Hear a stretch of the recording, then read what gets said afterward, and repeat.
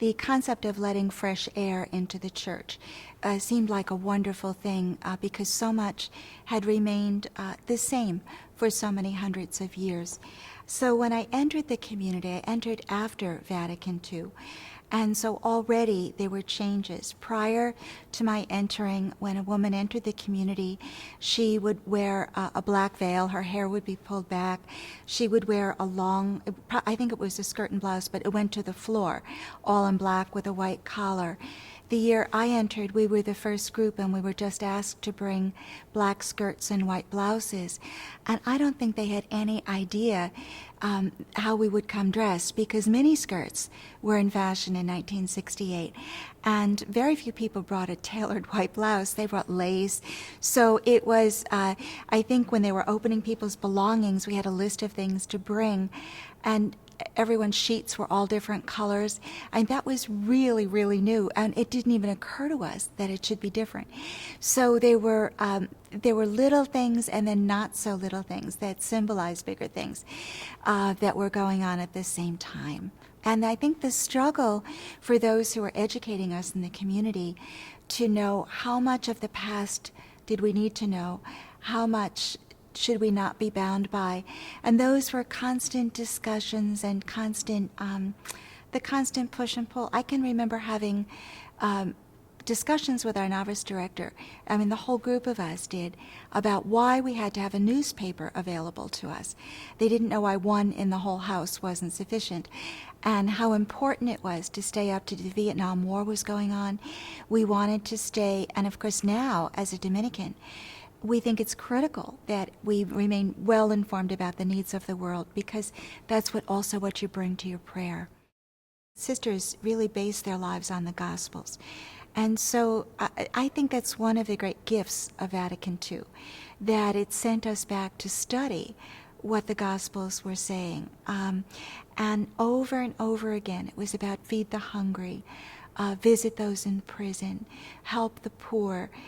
It's to go, in a sense, to the margins. I mean, Jesus always had time in his life for those that no one had time for, those who were on the outcast, those who were disregarded by others. So some would say that the modern manifestation of the Jesus curing the lepers and being present to them would be the number of sisters who work in AIDS clinics or who have helped persons with that disease to come to peace and reconcile their families and allow them to die with companionship and with dignity. So those are the kinds of things. It's always going back to the gospel, and the work of the gospel is always the work of the church. I think that the more we work on the margins with those who are unserved, underserved, and we fall in love with the people that we work with, sometimes we discover the ways that they seem to be excluded from the church to which they would like to belong. So we come back with those questions. All right, that's what we're doing. We're bringing the questions back. That's not necessarily a belief that we're against church teaching, but I think that we're going to continue to raise the questions because there might be areas that we would hope the church would look at. Even Jesus had his mission expanded in talking to people, and he grew in his understanding of who he was supposed to speak to and talk to and reveal the truth about his Father to. And so I think it's that same inclusivity, or at least that ability to be in dialogue, that we would always hope would be part of the church, because we would see that as more Christ-like. There's always a blessing, that comes with every conflict. Perhaps the blessing is that we continue to open up within the church avenues for true dialogue. And true dialogue isn't about winners and losers. It's about what we were talking about before when we talked about the polarization that's so prevalent in society. It's about people truly being able to listen, to understand the other perspective before making any judgments. That would be, I think, important. And if that can grow out of this in whatever ways it can, that would be a huge gift to the church. We would never want anything that we do to become a source of scandal to the people of God that we serve. whatever decisions we work our way toward, we would hope it would not split the conference.